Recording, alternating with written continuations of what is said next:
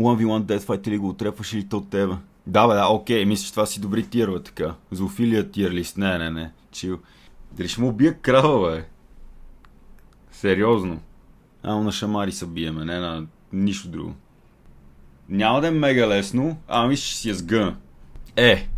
То малкия луи ще му строши коленцата по мярчето.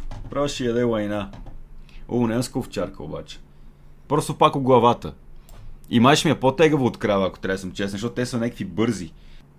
Обая ще ми ябе майката. Но мога да вържа. Мисля, не е невъзможно. Със сигурност има някакъв начин да се убие това с голи ръце. Пак, скачане на главата. Това кюфте ще яде лайна. То сокол, какво толкова ми направи? В смисъл, аз трябва да го удара, не? Как ма толкова се доближи, бам!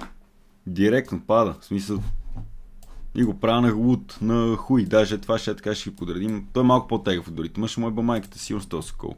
Колавата е лесна работа, със сигурност. Даже е така. Е малко по-тегва, защото кучи. И това, защото това трябва да се катера по дървото го своя, ама... то хуй също. Дебелия.